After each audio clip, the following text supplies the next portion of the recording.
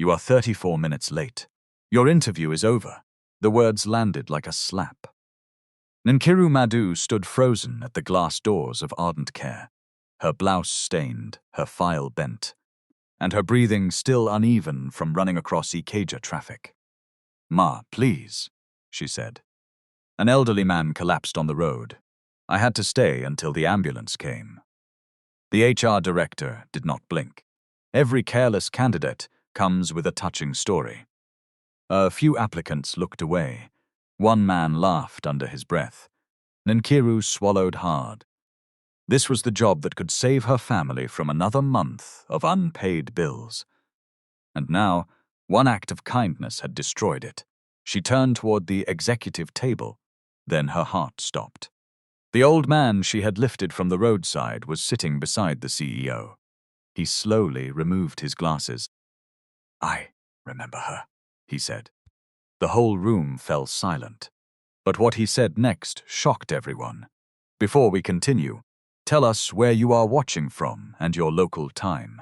Subscribe now, because this story will prove that kindness may open a door, but only courage can keep it from being slammed shut." The old man placed his glasses beside a leather folder. "Do not employ her because she helped me," he said. His voice was weak, but every word carried across the room. "And do not punish her before you examine the truth." Nobody moved. Even the applicant who had laughed lowered his eyes. The woman standing between Nkiru and the interview room tightened her grip on a silver tablet. She was Abiola Iroko, Ardent Care Aloe's Human Resources Director, and she had built her reputation on one thing. Rules did not bend because Cindy Aloe's story sounded painful. "Dr. Etok," she said carefully, "are you saying this candidate knew you before today?" "No." "Did she know you were coming here?" "No." "Did you ask her to follow you?" The old man Aloe's mouth pulled into the faintest smile. "She was trying to leave. I was the one who delayed her by nearly collapsing twice." A quiet murmur rolled through the waiting area. Nkiru felt every eye return to her. She hated it. 5 minutes earlier, she had been the careless applicant. Now she was becoming something else. The girl connected to the powerful man beside the CEO. That could destroy her just as quickly. The CEO leaned forward. He was not smiling. Folarin Ladele looked younger than Nkiru had expected from the company Aloe's website photographs. He wore no tie, only a white shirt beneath a charcoal suit, and his expression had the stillness of someone accustomed to hearing bad news without showing fear. "What time did you first contact us?" he asked. Nkiru opened her mouth, but Abiola answered first. "There is an email time-stamped 8:43, she said. Her interview slot was 9. "And the ambulance?" "I have the incident number," Nkiru said. Her voice came out rough. She cleared her throat.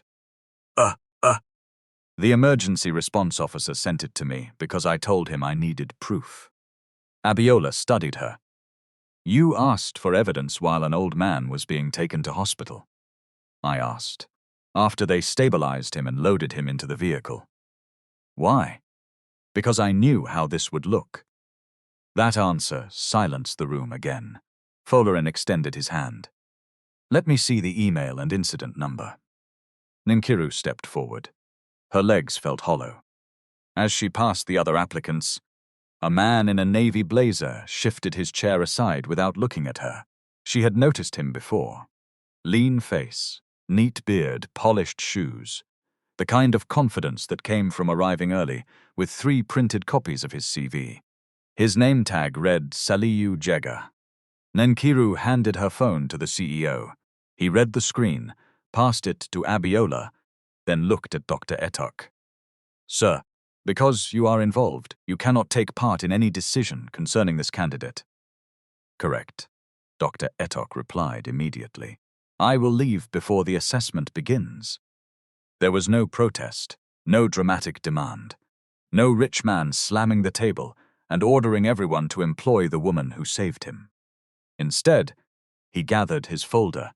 Nkiru felt a strange relief. Then Folarin said, "She may sit the assessment, but she gets the same duration as every other candidate. No extra minutes. Her work will be marked under a number, not her name." Abiola Alo's jaw hardened. "The first session has already begun. Then place her in the second room and start a separate timer." A female applicant raised her hand. "Sir, with respect, some of us left home before 6. We also faced traffic. Why should she receive another chance?" The question was fair, and it cut deeper because Nkiru had asked herself the same thing. Folarin turned to Nkiru. "Answer her." Nkiru stared at the applicant. "You should not lose your chance because I helped somebody. I am not asking them to lower the score for me or increase yours. I am asking them to verify why I was late and judge my work. If I fail, I fail." Salihu finally looked at her. His expression had changed, not softened, changed. He was measuring her now. Abiola stepped aside. "You have 45 minutes, she said, not 46. Nkiru entered the assessment room with her pulse hammering against her throat. Only then did the morning return to her in sharp, broken pieces. The alarm had rung at 5:15. She had woken before it. For 3 weeks, the interview had lived inside her head. She had practiced risk assessments while washing plates. She had reviewed cold chain terminology on crowded buses. She had borrowed an old blazer from her cousin, then returned it because the sleeves were too short and made her look like she had stolen a school uniform. Her mother, Nkiru Madu, had watched from the doorway as Nkiru ironed the pale blue blouse she now wore. "You will take a cab," Ngozi had said. "Mummy, no, I kept 12,000. For what?" "For today. 12,000 cannot just appear in this house." Ngozi had looked away. That was answer enough. She had borrowed it. Nkiru unplugged the iron. "I have calculated the journey. 1 bus to Ojota, then another to Ikeja. I will arrive before 8. And Lagos traffic has promised to obey your calculation. Mummy, take the money. We need cooking gas. We need you to get this job." Nkiru had crossed the room and pressed the folded notes back into her mother, Alo's palm. "I will leave early." Her younger sister, Somto, sat on the bed with one earphone hanging loose. "At least take 5,000. "For what?" "So you can look like somebody they should employ." Nkiru had laughed then, a short laugh that felt brave.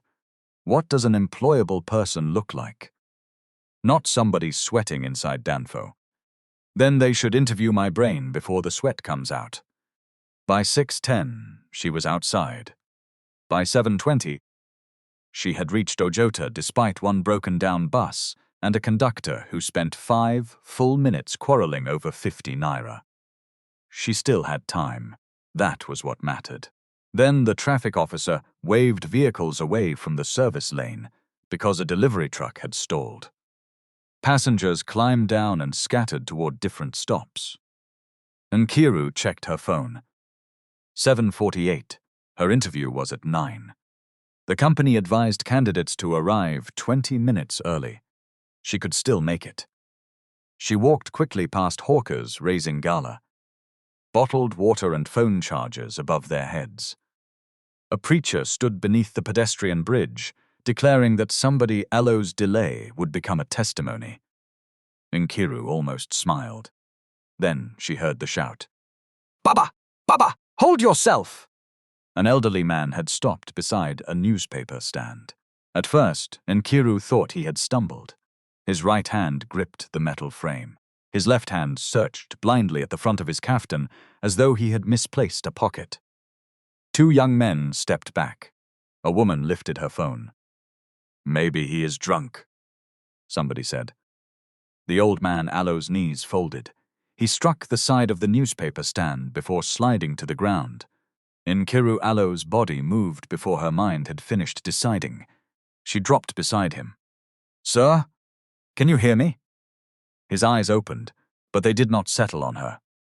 Sweat shone across his forehead. His fingers trembled. His mouth moved around, words that came out slurred. "Give him water," a woman said. "Do not pour anything into his mouth," Nkiru snapped. She touched his shoulder, checked that he was breathing, and looked for blood where his head had struck the stand. "Sir, what is your name?" The old man blinked slowly.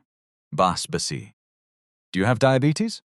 His hand twitched toward his chest pocket. Nkiru found a card inside a slim wallet. "Basi Ituk. Type 2 diabetes. Emergency contact." Her father Alo's face flashed through her memory. Not his last day. The earlier days. The mornings when he had delayed eating after taking medication, the sudden sweating, the confusion. The way he had once insisted he was fine while trying to wear one sandal on both feet. Nkiru looked at the old man. "Sir, can you swallow?" He nodded, barely. "Bring glucose," she told the newspaper seller. "Or sweet drink, not diet." The man stared. "Please." He ran to a nearby chemist. Nkiru called the emergency number on the card and then the public response line. She gave the location twice because the first call dropped. Around her, the crowd thickened. A boy crouched close with his camera. "Please give him space," Nkiru said.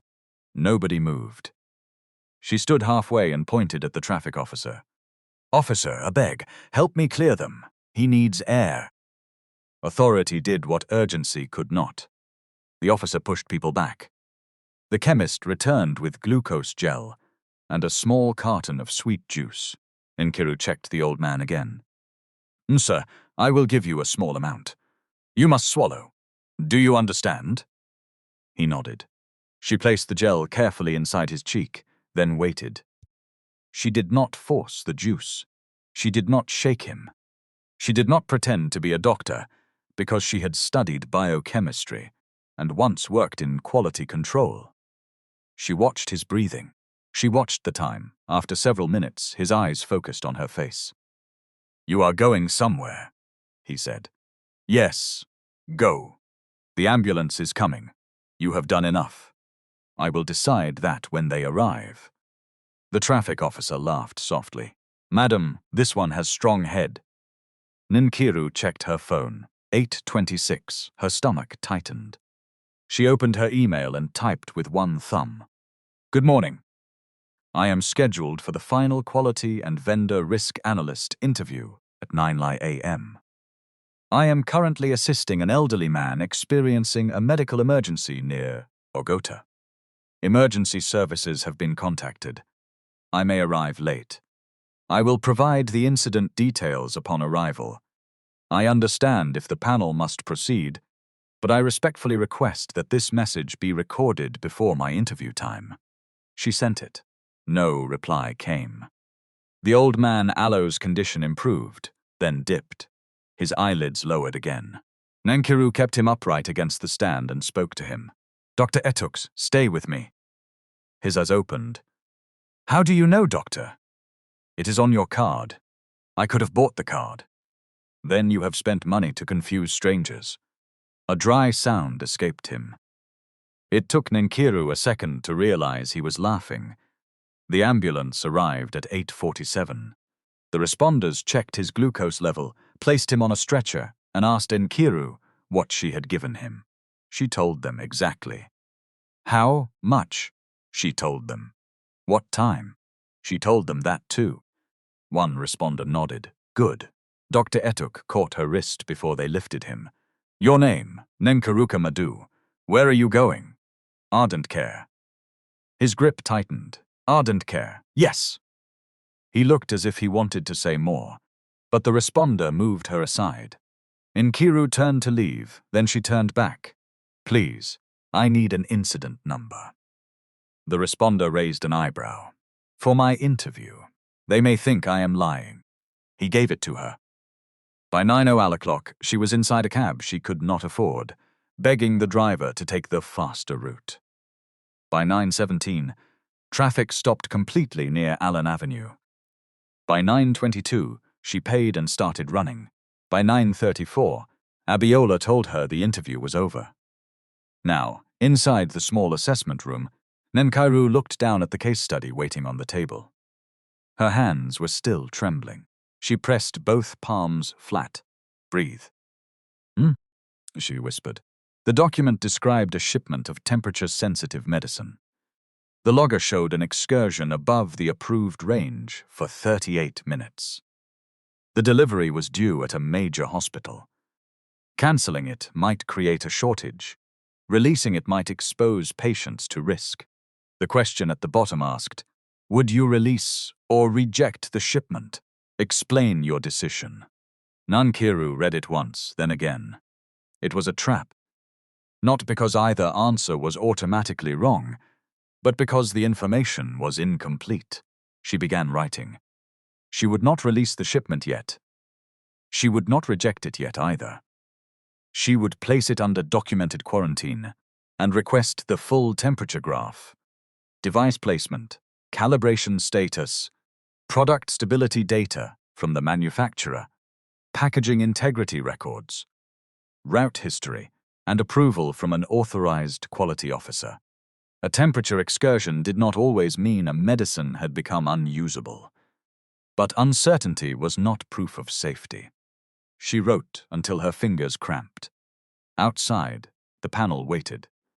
Dr. Basse Etuk had already left the building, just as he promised. He did not see Nkiru submit her paper. He did not see Abiola replace her name with candidate 407. He did not see Salihu Jaga glance at her from across the waiting area when she came out. "You finished?" he asked. "Yes, with no extra time. No extra time." He gave a slow nod. "Good." It was not praise. It sounded more like a challenge. An hour later, the applicants were called into the boardroom. 4 case study papers lay in front of the panel. Folarin spoke without revealing the scores. One candidate recommended immediate release because the excursion was brief. One recommended destruction of the entire shipment. One requested a repeat reading using another device. One placed the goods under quarantine pending evidence. Nobody breathed normally. The highest scoring response was the 4th. Nkiru Allo's heart struck hard once. Folarin looked down at the code, Constituent 407. Abiola opened the sealed list. For the first time that morning, her face changed. Nkiru Madu.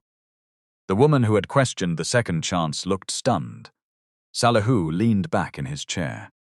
Folarin continued. Constituent 312 was second. Salihu Jega. Salihu nodded. "There are 2 probationary vacancies," Folarin said. "Both of you will receive written offers, subject to references and background checks." Nkiru did not smile immediately. The relief came too slowly for that. It moved through her like warmth returning to a numb hand, painful before it became comfort. Then Abiola added, "Your employment will not erase today Allo's lateness." Nkiru met her eyes. "I did not ask it to, no. But people will say you were employed because of Dr. Etuk. They already are. And what will you do about that?" Nkiru looked at the case study on the table. "My work will have to answer them."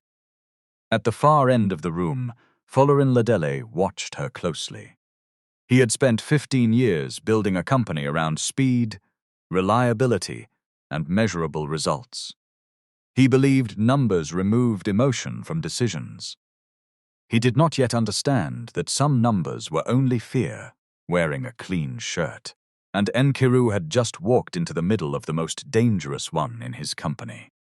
0 product loss, 6 straight months, not one temperature-damaged shipment, not one rejected consignment, not one failed delivery. A perfect record, too perfect. 3 days later, Nkiru reported to Ardent Care Medical Logistics at 7:30 in the morning. She arrived before the security guards finished changing shifts. Abiola saw her in reception and checked the wall clock. "You are early." Nkiru signed the visitor register. "I usually am." The answer was respectful. It was also sharp enough to make Abiola pause. Salihu arrived 12 minutes later, carrying a laptop bag and 2 cups of coffee. He offered one to Nkiru. She looked surprised. Peace offering? She asked. Do not misunderstand it. They gave me two. They gave you two sealed cups with different names. He glanced at the label. One read Sal, the other read Nkiru. His mouth tightened. Fine.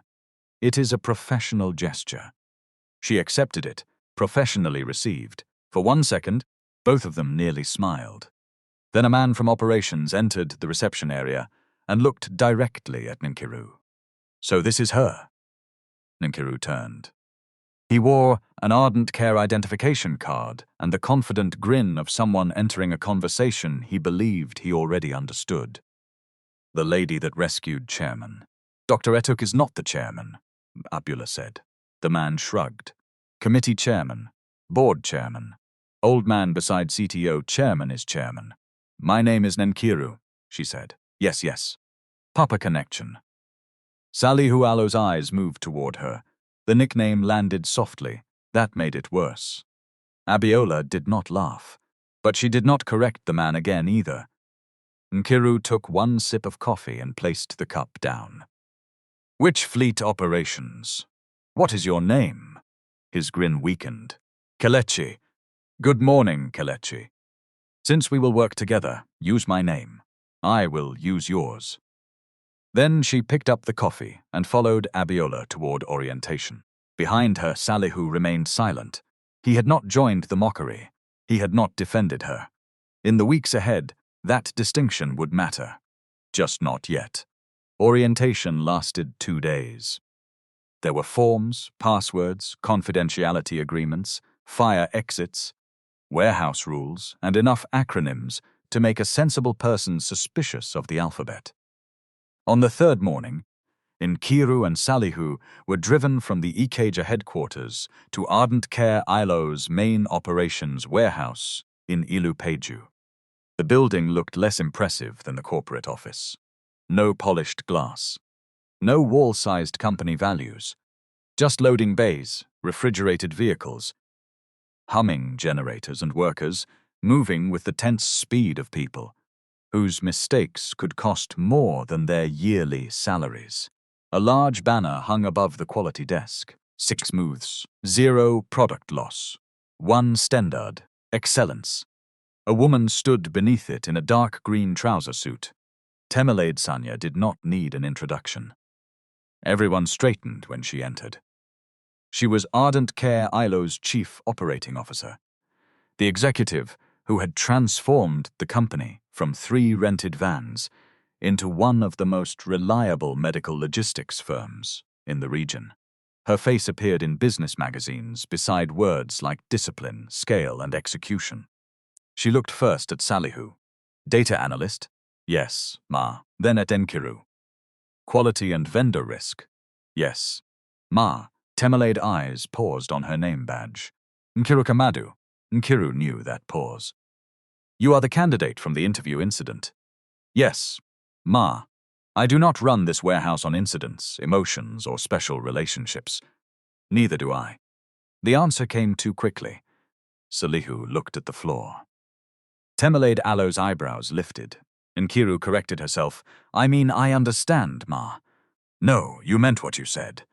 Temelade stepped closer. Good. Then let me be equally clear. In this building, a delay can mean a clinic does not receive insulin. A missed departure can mean a vaccine session is cancelled. You will learn that quality is not the art of saying no. Quality is the discipline of finding a safe yes. Nkiru held her gaze. Understood. Temelade turned to both of them. 6 months ago, our losses were unacceptable. Damaged packaging. Temperature excursions, failed delivery windows. We changed the system. Today, we have 0 product loss. Workers nearby applauded. Some clapped loudly. Some only touched their palms together. Nkiru noticed a warehouse technician standing near the cold room. He did not clap at all. Temelade pointed to the banner. That number protects jobs. It wins contracts. It proves that Nigerian logistics can meet international standards without excuses. Do not come here and treat success like evidence of wrongdoing. Nobody had accused her of wrongdoing. Not allowed. Yet Nkiru felt the warning settle between them. Their supervisor was a broad-shouldered man named Olatunbosun Adaremi, known simply as T-Boss. He spoke quickly, walked quickly, and kept 2 phones ringing at all times. He led them through the warehouse. This is receiving. That side is quarantine. Red tape means do not touch. Yellow means pending review. Green label means released. Nobody changes status without approval. Whose approval? Nkiru asked. Quality officer. Can a probationary analyst initiate a hold? T-Boss gave her a look. You like asking dangerous questions. I like knowing my authority before there is a problem. You can initiate. Senior quality must confirm. Within what time? Depends. On what? On whether you want people here to like you. Salihu laughed before realizing T-Boss was not joking. The supervisor handed them their first assignment. Review the records for a shipment of insulin pens, due to leave for 3 clinics that afternoon. Routine check, he said. You have 1 hour. The consignment sat inside a temperature-controlled staging area. The cartons were intact. The digital display on the room wall showed 5 degrees Celsius. Nkiru began with the documents. Packing record, route plan, cleaning checklist, vehicle pre-trip inspection, temperature logger certificate. She stopped. Salihu. He looked up from the route data. What? Read this serial number. He leaned over. ACTL 8841. She opened the electronic record. The device assigned to this consignment is ACTL 8814. TPO, maybe. She checked the calibration certificate. The certificate belonged to ACTL 8841. It had expired 11 days earlier. She opened the device inventory. ACTL 8814 was listed as active, but its last calibration record was missing. 2 problems, she said. 1 typing error and 1 late certificate. Or 1 device with the wrong paperwork and another device whose status we do not know. Salihu tapped the table. The temperature graph is within range. Which device produced it? The one in the box. Which one is inside the box? He looked at her. Nkiru put on gloves and asked the warehouse technician to bring the logger without disturbing the product arrangement. The device inside the shipment was ACTL 8841. Expired calibration. The temperature graph looked perfect. Too perfect to settle anything. T-Boss arrived with 1 phone against his ear. Truck is ready. We need to place the shipment on temporary hold, Nkiru said. He covered the phone. For what? The logger calibration has expired. 11 days. Expired is expired. You think temperature enters another world after midnight on the expiry date? No. I think we no longer have current evidence that the reading is reliable. T-Boss exhaled through his nose. The room sensor confirms 5 degrees. The room sensor confirms the staging room. It does not prove the product stayed in range before arriving here. It came from the main cold room. Then we need that history. We have delivered from this batch already. Nkiru went still. How many? 2 routes yesterday. Using which logger? Please do not start. Using which logos dropped his hand from the phone. You are 3 days old in this warehouse. And the certificate is 11 days expired. Salu shifted between them. We can verify the warehouse monitoring record and contact the supplier. Maybe the product stability data covers a brief uncertainty. Good, Nkiru said. That is why the shipment should be quarantined, not destroyed. T-Boss stared at her. You want me to stop a truck carrying medicine because 1 paper is late?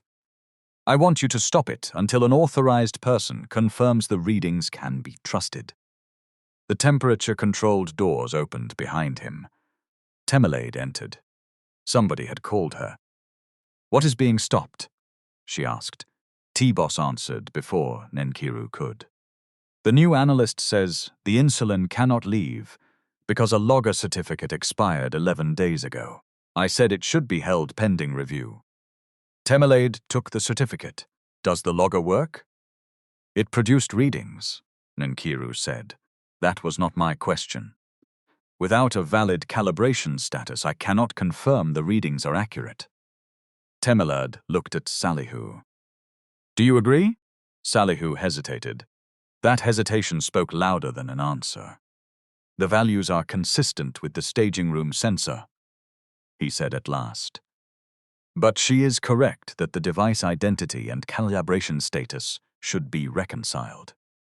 So both new employees want to delay medicine needed by patients. Nkiru Matu's jaw tightened. No, Ma. We want to avoid sending medicine to patients without adequate evidence. Temelade stepped closer. Do you know what happens when insulin does not arrive? Yes. Do you? My father used insulin for 6 years. The COLO's face changed by half a degree. Then it closed again. Good. Then you understand that safety includes availability. Yes, it also includes potency. T-Boss whispered, Nkiru. She heard him. She could not pretend she had not. Temelade placed the document on the table. Touch the carton. Nkiru did not move.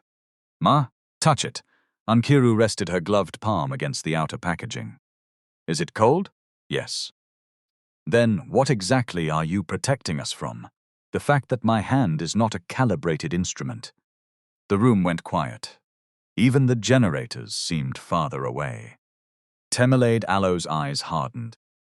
Be careful that classroom language does not become operational arrogance. I am being careful. Then sign the release. Nkiru looked at the form. The signature line waited beneath the words. Quality review completed. Product. Acceptable for door. She picked up the pen.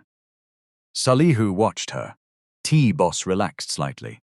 Nkiru drew a line through the release box. Ticked hold for investigation and wrote, Logger identity mismatch. Calibration expired. Full temperature history and manufacturer stability assessment required before disposition. She signed beneath it. Temelade stared at the page. Who gave you authority to hold a shipment worth 28 million naira? Nkiru Matu's voice was quiet. The warehouse procedure you made us read yesterday. For the first time, anger cracked through Temelade Matu's control. Do not quote my own system to me. Then the system should not say every quality analyst may initiate a hold when product status is uncertain. T-Boss looked as if he wanted the floor to open. Temelade turned to him. Call senior quality. He is at the Apapa site. Then get him on video. Within 20 minutes, the senior quality manager joined remotely. He reviewed the documents, asked 3 questions, and confirmed the hold. The product may still be usable, he said. But we need the manufacturer's excursion assessment and a verified logger. Temelade ended the call without another word. The truck left without the insulin. The clinics were informed of a delay. Ardent Care paid for an emergency replacement from another distributor. The cost was not 28 million naira, but it was not small. By the end of the day, Nkiru Matu's probation file contained its first negative note. Technically correct. Communication style confrontational. Limited commercial awareness. She saw it because probationary employees were required to acknowledge weekly feedback. She read the note twice. Then she typed, I acknowledge the feedback regarding communication. I request that the record also state that the product hold was confirmed by the senior quality manager due to unresolved calibration and device identification issues. T-Boss read her response. You like putting everything inside writing? Yes. You think writing will save you? No. I think memory changes when money enters the room. He leaned against her desk. You are not wrong, but being right is expensive here. Who pays? Usually the person who says it first. The manufacturer replied the next morning.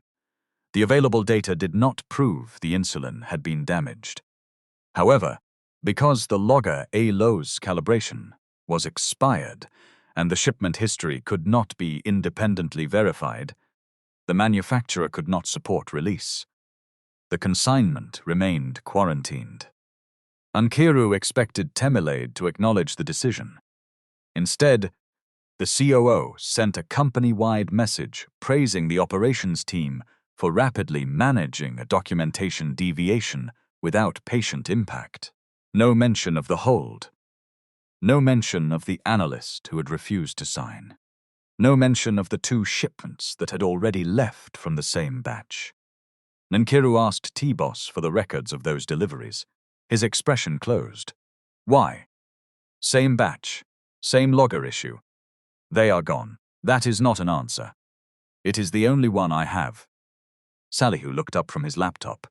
Where did they go? T-Boss hesitated. 2 clinics, AP and Badagry. Nkiru opened the customer quality portal. No complaint had been entered. Temilade appeared behind them without warning. Do you know what zero product loss means? She asked. Nkiru turned. It means no product was classified as lost. Wrong. It means our improved systems are working, maybe. The single word was enough. Temilade Alo's voice chilled. Maybe? Nkiru chose her next words carefully. No complaint does not always mean no risk. It can mean nobody has reported one yet. Temilade folded her arms. You have been here 4 days. And already you suspect everyone. I suspect gaps in records. Records are made by people. That is why the system should allow questions without treating them as insults. Salihu looked between the 2 women. Temilade gave him a thin smile.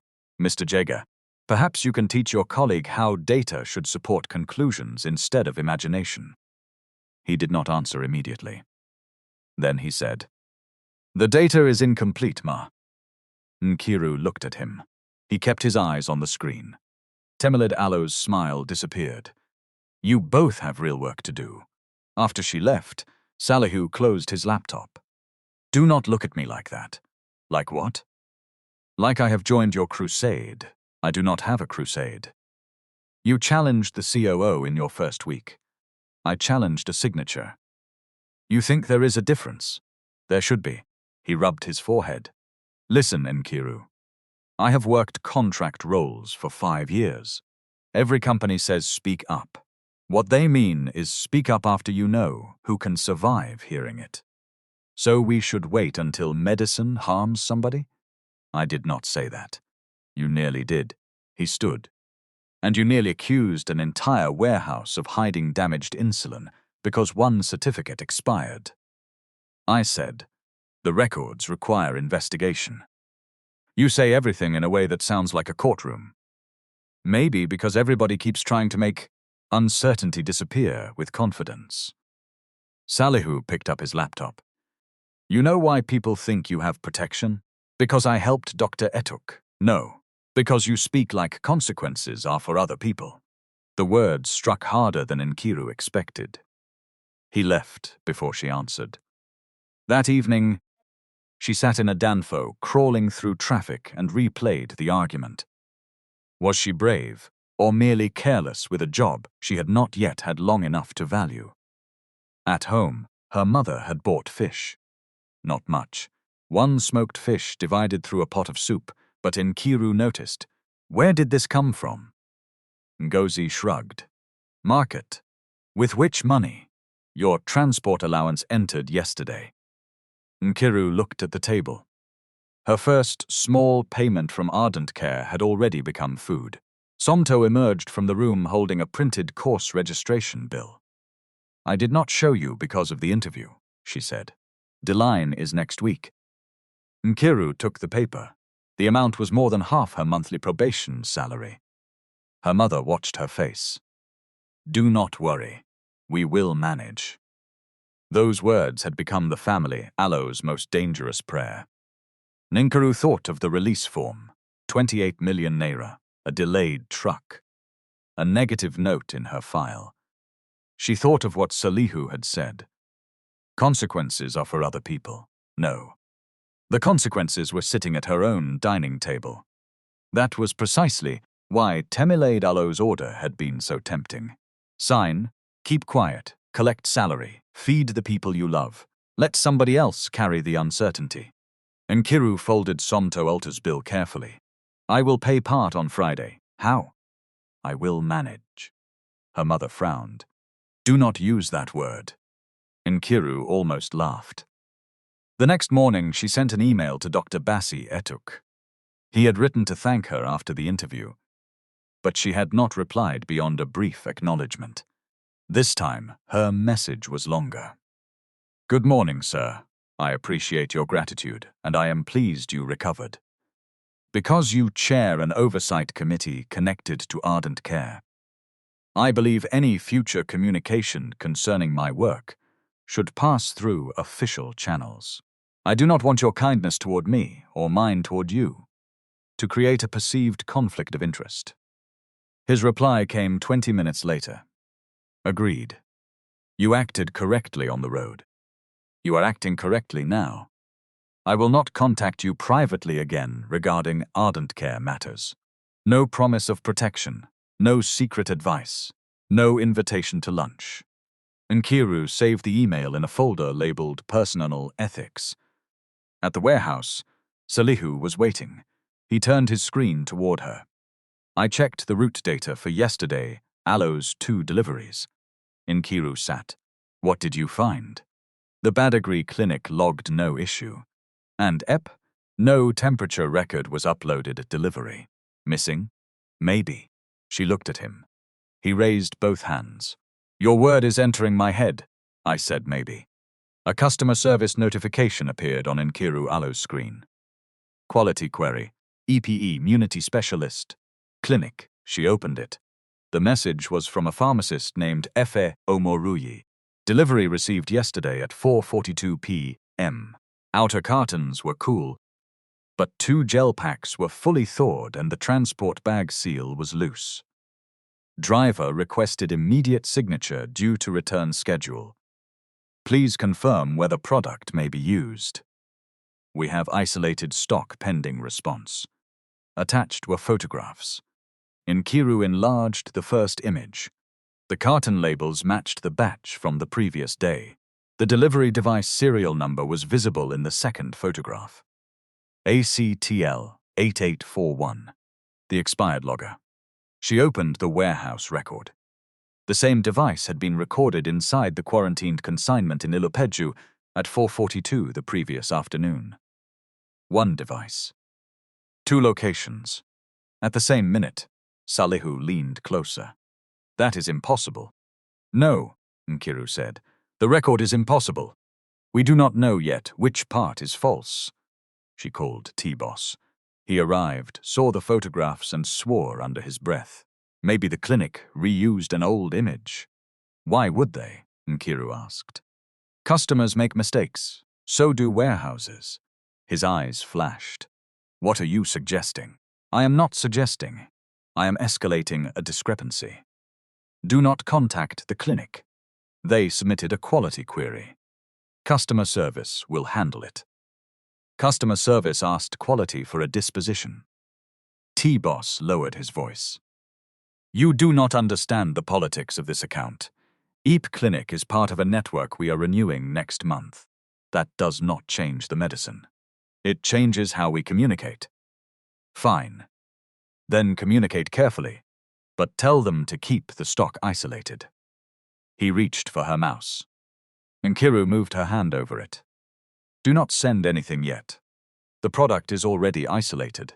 Confirming the hold changes nothing except preventing accidental use. It creates a formal incident. The query already created one. Salihu pointed at the procedure on screen. She is right. T-Boss looked at him with open betrayal. You too? Salihu Alo's face tightened. The serial number is duplicated. T-Boss paced once, then took out his phone. I am calling Madam Temilade. Nkiru typed the response while he dialed. Thank you for isolating the shipment. Please do not dispense or redistribute the affected units until Ardent Care completes a documented assessment. Kindly confirm storage conditions since receipt. This is a precautionary hold, and not a conclusion that the product is damaged. She read it aloud. T-Boss covered his phone. Wait, the clinic has patients. Wait. On his phone, Temilade answered. He explained quickly. Then he held the phone toward Nkiru. She wants to speak to you. Nkiru took it. Temilade did not greet her. Do not issue a product hold. The clinic has already isolated it. Then thank them and tell them we are reviewing. That leaves open the possibility that someone releases it. Pharmacists know how to manage stock. They asked us directly. Nkiru, listen to me. That device number is clearly a documentation error.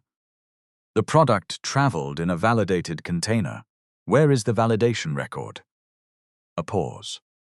You are not authorized to interrogate me.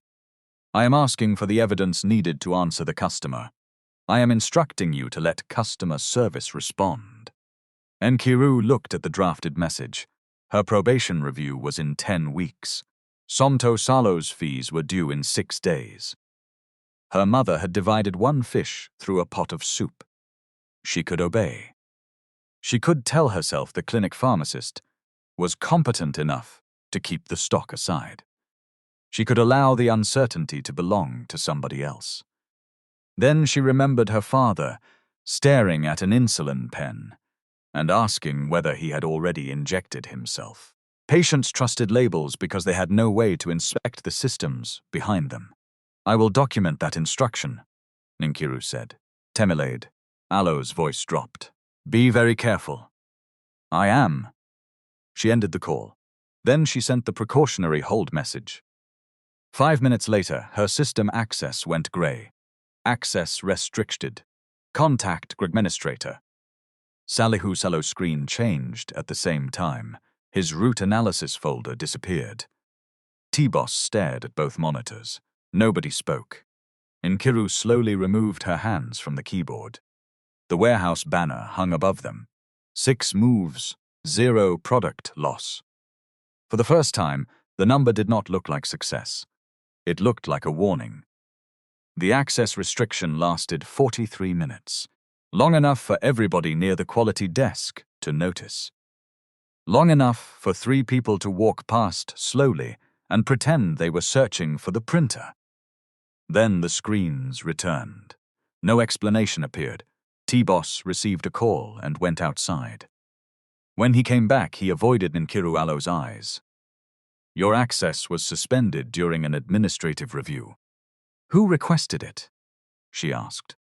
It does not discuss that with probation staff. Was the customer message recalled? No. Did the clinic confirm the hold? Yes. Then what exactly was under review? T-Boss dropped a file on her desk. Your attitude. Salihu stopped typing. Nkiru opened the file. It was a notice inviting her to a meeting with Human Resources at 4:00 Subsact. Communication protocol and unauthorized customer contact. She read it once and placed it down. Will you attend? Salihu asked. No, I will hide inside the cold room until they forget me. He stared. That was a joke. You do not sound like somebody who jokes. Maybe I am improving my communication. At 4, Abiola joined by video from Ikeja. Temilade sat at the head of the small conference table. T-Boss sat near the door, with the uncomfortable posture of a man hoping his chair might be declared unnecessary. Nkiru came with a notebook. Temilade noticed. This is not a legal hearing. I know. Then why are you taking notes? So I remember accurately. Abiola began. Nkiru, you contacted a client, despite a direct instruction from the COO, to allow customer service to handle the matter. I responded to a quality query assigned to my queue. You were told not to issue a hold. I was told the duplicated serial number was clearly a documentation error, but no evidence was provided. The client had already isolated the products and asked whether they could be used. Temilade tapped one finger against the table. You could have acknowledged the query without instructing them. I wrote that the hold was precautionary and not proof of damage. You caused unnecessary alarm. Did the clinic say they were alarmed? This is not about what they said. It is about your failure to follow the chain of command. Nkiru looked at Abiola. Does the chain of command override the quality procedure? Abiola Alo's expression hardened. Do not answer a question with a question. Then, my answer is no. I followed the procedure. Temelade leaned back. Enjoy what? Standing alone and sounding primpled, Nkiru felt heat rise beneath her collar. I would prefer not to stand alone, then learn how teams work. A team cannot make two places become one because the serial number is inconvenient. T-Boss shut his eyes briefly. Abiola lifted a hand before Temelade could respond. Enough. We will review the procedure. Until then, all external communication from Nkiru requires supervisor approval. Nkiru wrote the instruction in her notebook. Temelade watched her. Do you understand? Yes, say it properly. I understand that all my external communication now requires supervisor approval. The meeting ended. Outside, Salihu was waiting near the water dispenser. How bad? They have promoted me from Papa Connection to dangerous email sender. He did not laugh. I checked something. What? Not here. They walked to the staff canteen. It was nearly empty. A television mounted near the ceiling showed a football discussion, with the volume turned low. Salihu sat opposite her and opened a spreadsheet on his personal notebook.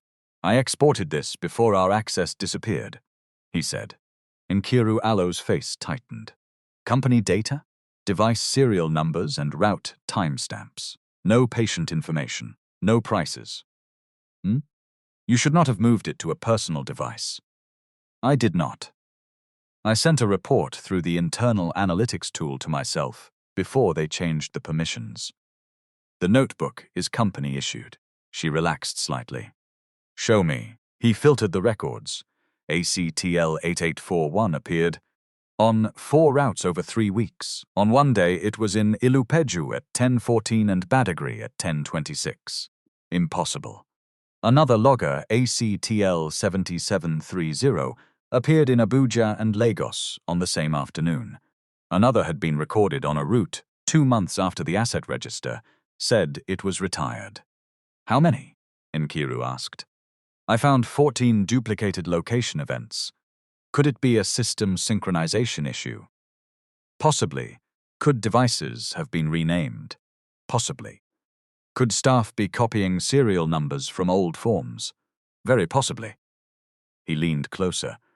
But if the device IDs are unreliable, then the temperature records cannot be confidently linked to the shipments. Nkiru looked around the canteen. Have you told anybody? You. Why? Because you will not pretend it is nothing. That is not always a compliment. I did not mean it as one. She studied him. Why did you think I was hired? Because you helped Dr. Ituk. You saw the coded scores. I saw the company say they were coded. You think they lied? I think powerful people do not need to lie directly. They create a room where everybody knows the answer they want. Nkiru nodded slowly. Fair. He had not expected agreement, she continued. Then verify everything yourself, including me. Salihu sat back. You are not offended. I am offended. But being offended does not make your concern invalid.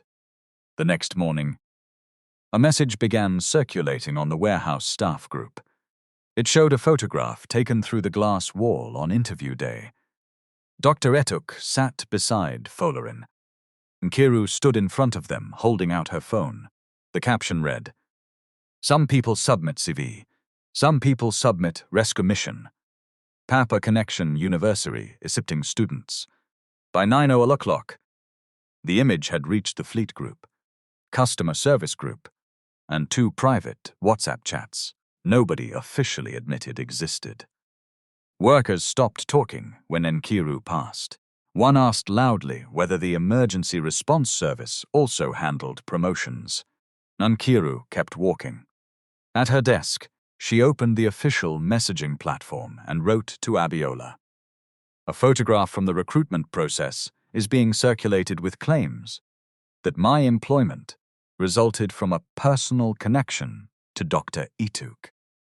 As this concerns recruitment integrity and workplace conduct, I am requesting HR guidance and confirmation of whether the company will clarify the conflict of interest controls used in the assessment. She did not demand punishment. She did not name suspects. She asked for the process to be stated. Abiola replied 2 hours later. HR does not comment publicly on individual recruitment matters. Employees are expected to maintain professional conduct.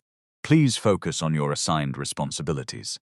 Nkiru read the response without surprise. Salihu rolled his chair closer. They will have advised me to focus. On what? Your screen still has half the permissions removed. Nkiru forwarded the response to her personal ethics folder, then stopped. No, she was not supposed to send internal messages to a personal account. She saved it within the company system instead. I need the written authority for probationary quality staff. She said. Why? Because the next time they say I exceeded my role, I want the answer before the meeting. They found the procedure in the Document Control Library, Section 6. 2 stated, any quality unit employee, irrespective of grade, may initiate a precautionary product hold where identity, storage history, packaging integrity or documented status cannot be confirmed. Final disposition requires authorized quality management approval. Salihu whistled. Print it. Nkiru shook her head. Controlled document. Printing may create an obsolete copy. You are the only person I know who can find a weapon and worry about its filing system.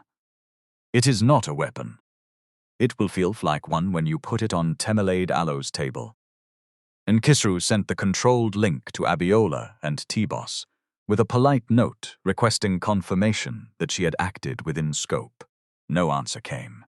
But the disciplinary warning was not issued. That Friday, Efe Omoruyi called the quality line.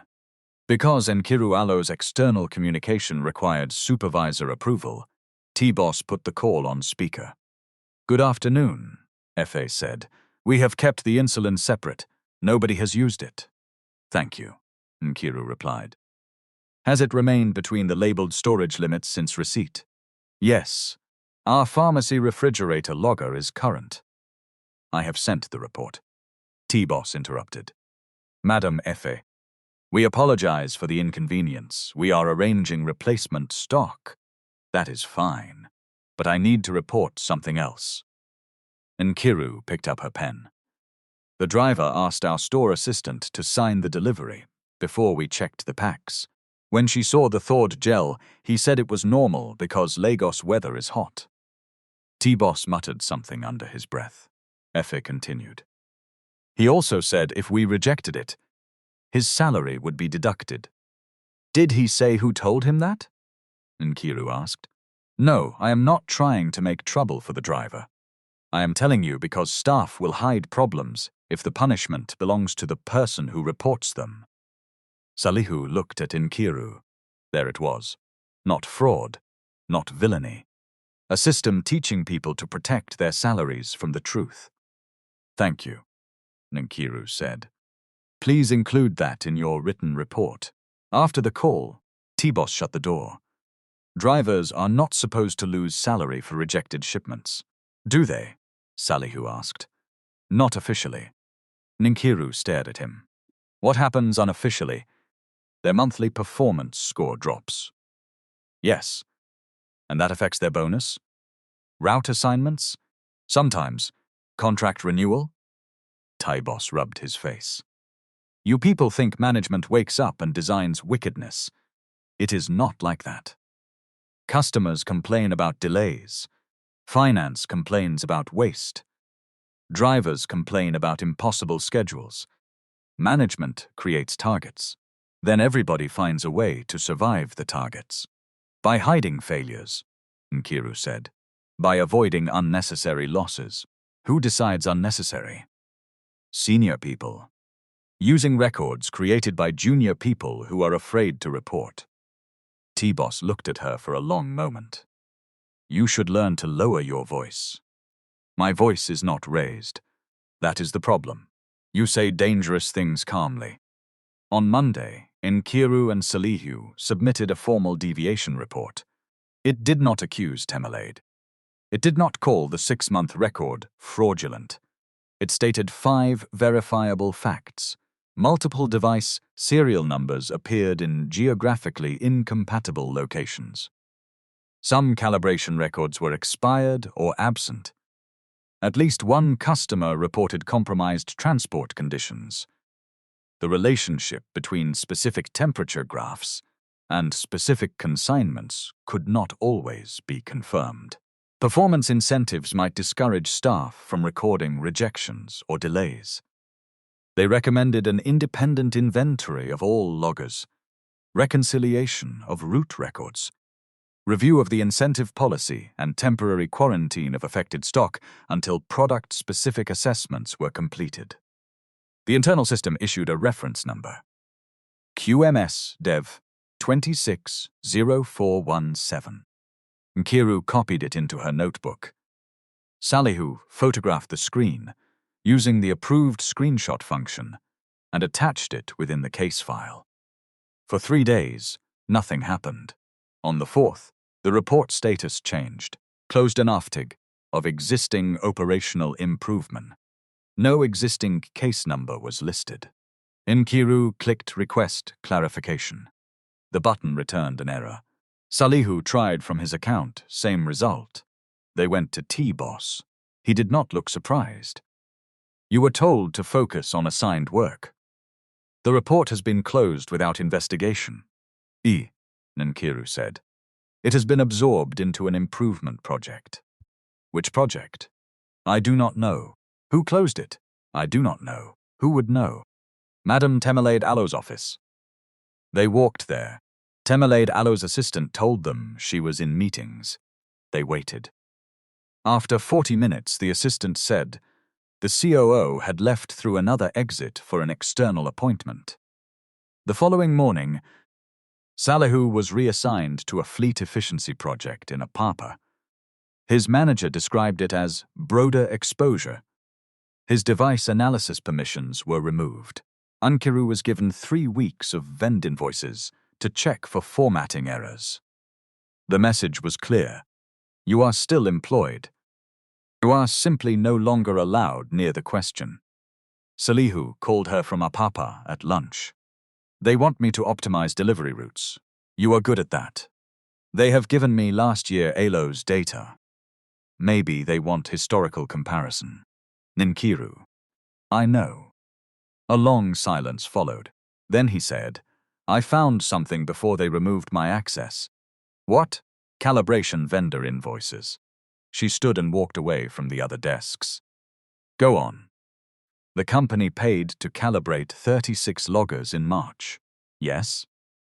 The asset register only shows 29 active devices at that time. Could retired devices have been calibrated before disposal? I checked. 4 serial numbers on the invoices do not exist anywhere in the asset register. Not active, not retired, nothing. Maybe the vendor typed them incorrectly. Maybe. But the invoice was approved. By whom? I could not see the final name. The workflow shows Operations Executive Office, Temelade Alo's office. Nkiru lowered her voice. Do not send me anything outside the system. I know. Submit it through the whistleblowing channel. He laughed without humor. You trust that? I trust a reference number more than a private chat. What if the same people control it? Ardent Care Alo's policy says the channel goes to an external compliance provider and the board audit committee. Policies also say people can report without retaliation. Then make them violate it in writing. Salihu was silent. You really believe paper can fight people? No, Nkiru said. People fight. Paper stops them from rewriting where the fight began. That afternoon, she received a meeting invitation. Probation Performance Review, Gurgent.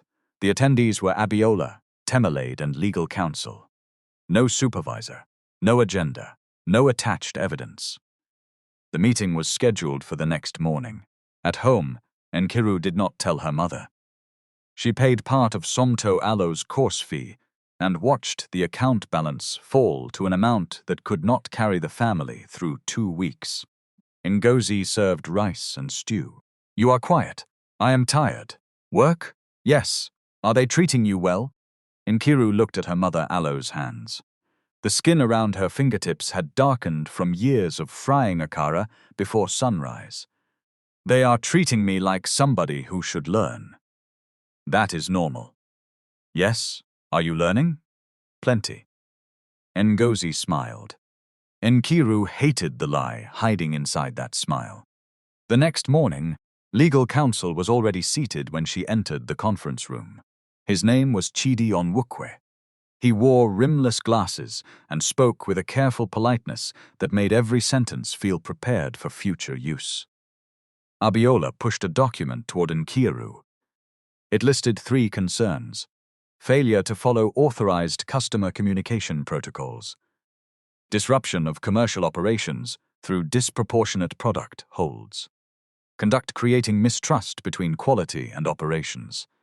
At the bottom was a recommendation: voluntary separation during probation, with neutral reference. Nkiru read every line. Temelade waited. Chidi folded his hands. Abiola said, "This is not a dismissal. The company is giving you an opportunity to leave without a negative record." Why? Because the role may not be the right cultural fit. What does cultural fit mean here? Temelade answered. It means understanding that a company cannot operate if every junior employee treats experienced leaders as suspects. I reported device discrepancies. You implied systemic manipulation. I wrote that the records required independent review. You contacted a client against instruction. I responded under the procedure. You delayed a major shipment. Senior quality confirmed the hold. Temelade Alo's palm struck the table. Not hard. Hard enough. This is exactly the problem. Every conversation becomes a trial. Nkiru looked at the separation document. If I sign, what happens to QMS Dev 260417?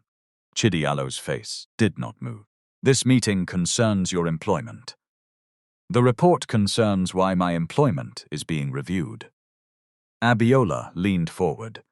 There is no finding that you are being retaliated against. Has anybody investigated whether I am? You are making a serious allegation. I am asking a serious question. Temelade stood. I have protected this company through fuel shortages, border delays, power failures, and people who think standards are speeches. Do not sit there after 2 weeks and suggest I am afraid of your little report. Nkiru looked up at her. Then reopen it. The room froze. Temelade Alo's face changed. Not much. Enough. Chidi removed his glasses and cleaned them slowly. Abiola Alo's voice became very quiet. You should consider the offer. Nkiru pushed the document back. No, you may not receive another. Then the next communication should state whether I am suspended, dismissed, or still employed. Temelade laughed once. You think Dr. Etuk will save you. Nkiru felt the words enter the room like smoke. There it is, she said. What? The reason nobody answers the process. You think every objection I make belongs to him, does it not? I asked him not to contact me about company matters. He agreed. You expect us to believe that? I can provide the email. Temelade Alo's eyes narrowed. Abiola looked from one woman to the other. Chidi put his glasses back on. Until this matter is reviewed, you are suspended with pay. Do not access company systems, contact clients, or enter operational premises. Surrender your identification card and company laptop before leaving. Nkiru Matu's fingers curled beneath the table. She had expected pressure. She had not expected the words to hurt. Suspended. The job she had fought to reach had lasted less than a month. She removed her identification card. The plastic was still clean. As she placed it on the table, Temelade said, "You could have had a good career here." Nkiru stood. "I still can. Not if you do not learn when to stop." Nkiru picked up her notebook. "That lesson is exactly why I am leaving this room without signing your paper." Outside, workers watched her surrender the laptop to IT. Nobody asked what happened. By the time she reached the gate, the story had already changed. The staff group said Papa Connection had threatened the COO and been removed from the warehouse. Another message claimed she had leaked client data to Dr. Itak. A third said she had deliberately stopped insulin deliveries so the board committee could embarrass operations. Nkiru stood beneath the hot morning sun, holding only her handbag and the notebook she had brought from home. Her phone rang. Dr. Ituk. She stared at the name until the call ended. Then a message arrived. "I have been informed that a quality concern may be coming before the committee. Because of our prior contact, I will recuse myself from all decisions concerning your employment. I will not ask you for details. Please use the formal process available to you." Nkiru read it twice. A small, shameful part of her had wanted him to say something else. "Tell me who did this. I will handle it. Come to my office." She wanted power to become simple. Instead, the old man protected the integrity of the process, even if it left her standing outside the gate alone. Nkiru put the phone away. Then she walked to the bus stop. She did not know whether she would return. She only knew that the most important evidence in the case no longer belonged to her. It belonged to the people still inside. The driver whose salary depended on acceptance. The pharmacist who refused to dispense uncertain medicine. The technician who had stopped clapping beneath the banner. And Salihu Jaga, who had once believed she entered Ardent Care through a connection. Now he had to decide whether the truth was worth the same price when no powerful man knew his name. Suspension changed the shape of Nkiru Matu's days. She still woke before 6. Her body expected the rush, the bus, the security gate, the cold air of the warehouse. Instead, she remained in the small flat while her mother prepared akara batter and somto dressed for lectures. The first morning, Ngozi thought Nkiru was ill. "Why are you not going?" "I am working from home." "With which laptop?" Nkiru looked at the empty table. Her mother Alo's face fell. "What happened?" Nkiru told them the truth, but not dramatically. A quality dispute, a formal report, a suspension with pay while the company reviewed it. Somto stopped tying her shoelace. "Are they paying you?" For now. For now." Ngozi sat down. "Did you insult somebody?" "No." "Did you shout?" "No." "Did you sign something wrong?" "I refused to sign something I could not verify." Her mother covered her mouth with one hand. Not because she was shocked by the ethics, because she understood the danger. "Can you apologize?" "For what?" "For the way you refused." Nkiru stared at her. Ngozi Matu's voice softened. "My daughter, I did not say you should call black white, but sometimes truth has a door. If you kick it, people only hear noise." Nkiru sat opposite her. "I may have spoken too hard." "Then say that." "I will. But they want me to withdraw the concern, not improve my tone. Can the medicine harm somebody?" "I do not know." Ngozi frowned. "You lost your job over something you do not know." "I am suspended because I refused to pretend uncertainty was certainty." Her mother looked away. That distinction did not buy food. Sob picked up her bag. "I understand her," she said. Ngozi turned sharply. "You understand because you do not pay rent." Somto flinched. The room went quiet. Nkiru reached for her sister Elo's hand. Mummy is afraid. I am also afraid. So am I. Somto Alo's eyes filled. Then why are you acting strong? Because if all three of us start crying now, nobody will reach school. Somto laughed through the tears. After they left, Nkiru opened her notebook. She wrote down the sequence from memory. Date and time of the insulin hold.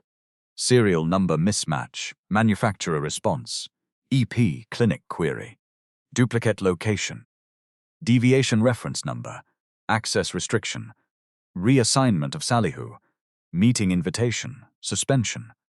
She did not write assumptions. She did not write Temilade is corrupt. She wrote only what she had directly seen, sent, or received. Then she emailed Abiola from her personal address. I acknowledge my suspension with pay and confirm that I returned company property. Please provide the formal allegation, applicable policy, investigation process, expected communication channel, and confirmation that my submitted quality concern remains preserved. I will not retain, request, or disclose confidential company information outside authorized channels. The reply came the next day. Your suspension is a neutral administrative measure. You will receive notice of any formal hearing. The company expects full compliance with confidentiality obligations. Nothing about the preserved report. Nkiru sent one follow-up. Please confirm preservation of QMS Dev 260417 and associated audit history. No reply. At Ardent Care, Salihu Alo's reassignment became permanent. He spent his days producing route efficiency charts nobody discussed.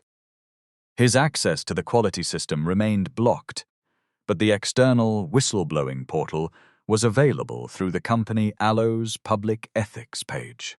For 2 nights, he opened it and closed it. The form asked whether he wished to remain anonymous. He considered yes. Then he remembered how easily anonymous accusations were dismissed as malice. On the 3rd night, he entered his name. He described the duplicated device locations, non-existent serial numbers on vendor invoices, and access changes following the deviation report. He attached only documents available to him through authorized work functions. He did not download customer files. He did not claim bribery. He requested an independent audit. The system issued a case number, WB 2026-18. He saved it. The following morning, somebody from an external compliance firm called him. Mr. Jager, are you in a private place? No. Can you move to one? He entered an unused meeting room. The investigator asked precise questions. Did he personally observe data alteration? No. Did he know who created the duplicate records? No. Did he have evidence the COO received financial benefit? No.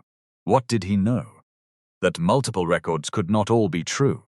That the company Alo's perfect loss figure depended on those records. That 2 employees lost access after raising the concern. The investigator did not congratulate him. That increased his confidence. Before ending, she said, do not conduct your own covert investigation. Preserve your notes. Continue normal work. Report retaliation through this case number. Salihu left the room with his shirt damp at the back. For the first time, he understood Nkiru Alo's calmness. It was not absence of fear. It was fear given a task. Elsewhere in the warehouse, the technician who had refused to clap beneath the banner was called Akinola Balagun. He had maintained monitoring equipment for 4 years. He knew which loggers were healthy, which ones lost battery power, and which ones should have been retired months ago. He also knew how the duplicates began. During a period of rapid expansion, the warehouse did not have enough functioning devices for every route. Operations managers instructed staff to use horizontal serials on dispatch documents, then update the records later. At first, the practice was temporary, later rarely came. When a logger failed, staff copied a known active serial number so the system would allow the shipment to close. When a delivery arrived with no usable data, they attached the graph from the vehicle sensor. When the graph showed an excursion, supervisors sometimes categorized it as environmental reading anomaly, XI instead of product loss. Akinola had complained verbally. He was told replacements were coming. He complained again. He was removed from the maintenance schedule and assigned more night shifts. Nothing looked like a crime when viewed one decision at a time. That was how the system survived. After Nkiru Matu's suspension, Akinola received an email instructing him to conduct an urgent equipment reconciliation and backdate the asset status field to reflect actual historical deployment. He read the sentence 3 times. Backdate. He printed nothing, he forwarded nothing. He used the whistleblowing portal and attached the email directly from the company system. Then he waited. At Epe Community Specialist Clinic, Efe Omuruyi received the replacement insulin. Before accepting it, she checked the seal, logger number, temperature graph, and delivery time. The driver sighed. "Madam, we have other places to go. You can go after I finish. This one is from Ardent Care head office. Everything is correct, then checking will confirm it." He watched as she documented the condition of the gel packs. "Because of that lady they suspended, everybody is now afraid." Efe looked up. "Which lady, the quality girl?" "Nkiru. Why was she suspended?" "She made trouble. She told us not to use stock your company could not verify." The driver shrugged. "Maybe she wanted to show herself." Efe signed only after completing the check. Then she wrote a formal letter to Ardent Care Illo's CEO, copying the board quality committee. The letter did not defend Nkiru as a person. It described the incident, the driver Allo's pressure, the benefit of the precautionary hold, and the clinic Allo's concern that staff incentives might conflict with patient safety. The letter reached Folarin Ladele on a Tuesday morning. He read it between a lender call and a meeting about expansion into 2 northern states. His first reaction was irritation. Not at the clinic. At the fact that a contained warehouse matter had now reached the board committee. He summoned Temelade. She entered carrying the confidence of 15 years beside him. "This is being exaggerated," she said after reading the letter. The replacement arrived. No patient was harmed. Why was the analyst suspended? Repeated insubordination. Was her hold technically justified? Senior quality took a conservative view. That is not an answer. Temelade sat down. The calibration had expired. There was also a documentation mismatch. So yes, Folarin, if every administrative gap stops a route, we will close within 6 months. Did she have authority?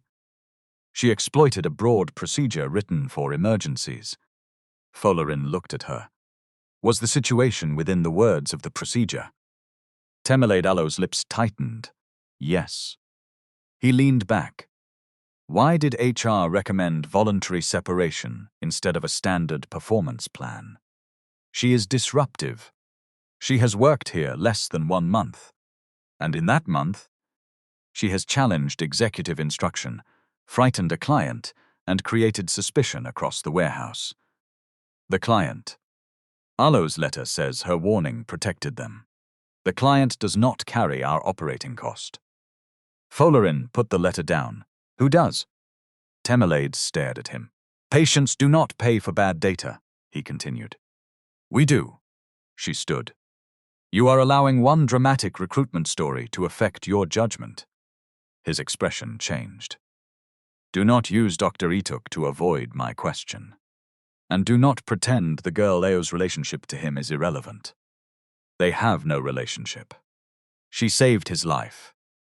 She helped him during a medical emergency. He now knows her name. So do you. Temelade exhaled. Folarin turned to the banner visible in a photograph attached to the clinic letter. 6 months. 0 product loss. When did we last verify that figure independently? Quality reports monthly. Quality reports through operations. Because operations owns the process. Who owns the truth? Temelade gave him a cold look. You are beginning to sound like her. After she left, Folarin called Abiola. Preserve every record connected to Nkiru Madu Allo's suspension. We already follow retention policy. I did not ask whether we have a policy. I said, preserve the records. Emails, access logs, report history, meeting notes. Abiola hesitated. Should I notify Temelade? No. Notify legal and the audit committee. That afternoon, the external compliance provider sent an urgent notice to the board audit chair. 2 independent whistleblowing reports appeared to support the same concern. One from Salihu, one from Akinola. Neither relied on Nkiru Allo's account. The board appointed an external quality auditor and an employment investigator. Dr. Etuk received the notice as chair of the Quality and Safety Committee. He declared his prior interaction with Nkiru and withdrew from any decision concerning her employment. But he did not withdraw from reviewing systemic patient safety evidence, provided another committee member led the process, and the findings did not depend on him. The distinction mattered. It frustrated everybody who wanted a simpler story. Those defending Nkiru wanted him to save her. Those opposing her wanted his presence to discredit her. Instead, he insisted on process. The auditors arrived without warning on Thursday. They sealed no doors. They shouted at nobody. They requested the asset register, calibration files, dispatch records, deviation history, incentive policy, vehicle maintenance reports, and document audit trails. By noon, Temelade knew. She called Folarin. You authorized an external audit without informing me. The board authorized it. On the word of probation staff. On 2 independent reports, a client complaint and unreconciled records. You should have spoken to me. We are speaking now. After humiliating my department. This is not about your department. Everything becomes about leadership when the board arrives. Then leadership should be ready. The auditors found the first major inconsistency within 6 hours. The company Allo's dashboard showed 0 product loss because dozens of events had been reclassified. Temporary excursion became data quality, EPSURU. Packaging fascia became customer handling queji. Delivery reject became rescheduled moot. No single reclassification automatically proved dishonesty. Some were reasonable, but many had no documented technical basis. The second finding was worse. 4 calibration certificates carried serial numbers that did not exist in the asset register. The vendor Allo's contact address matched a serviced office used by a consultancy owned by a former business associate of Temelade. That did not prove she received money. It proved an undeclared relationship required investigation. The third finding reached beyond Temelade.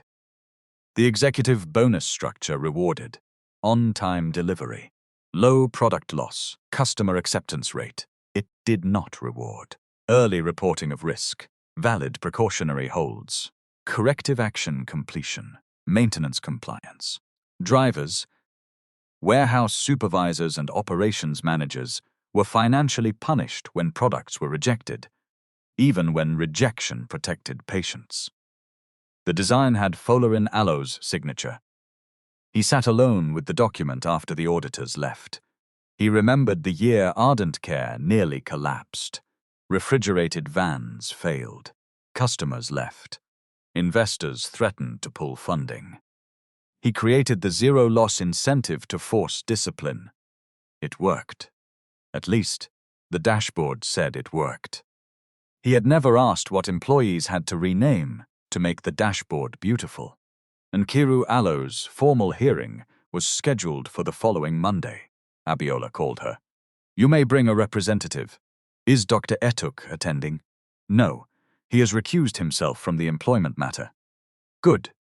Abiola sounded surprised. Good? If he attended, people would say the outcome belonged to him. There may still be people who say that.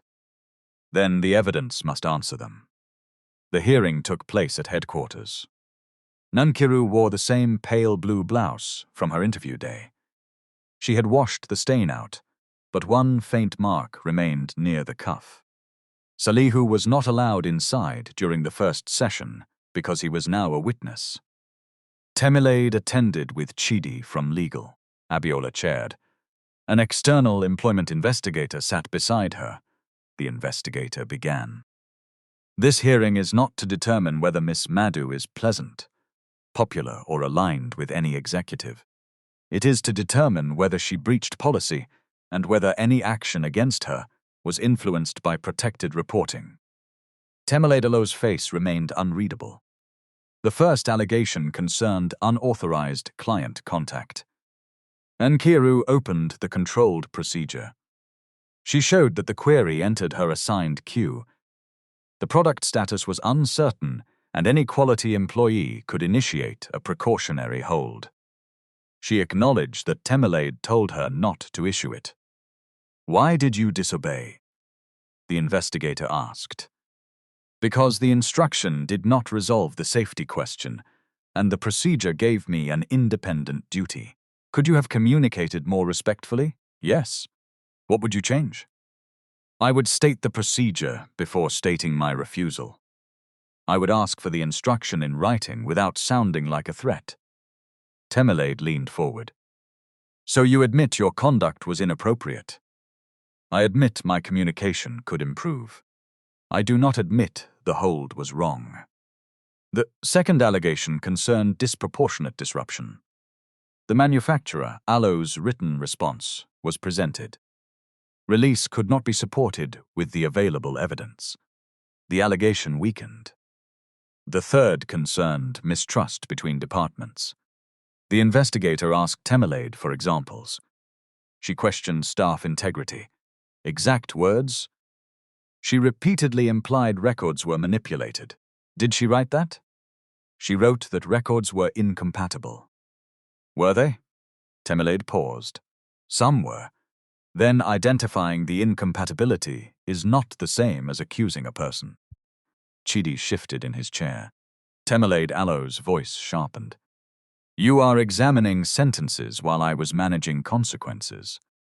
The investigator replied, Consequences are why sentences matter. Then Abiola introduced the separation offer. Why was voluntary separation proposed before a documented performance improvement process? The investigator asked.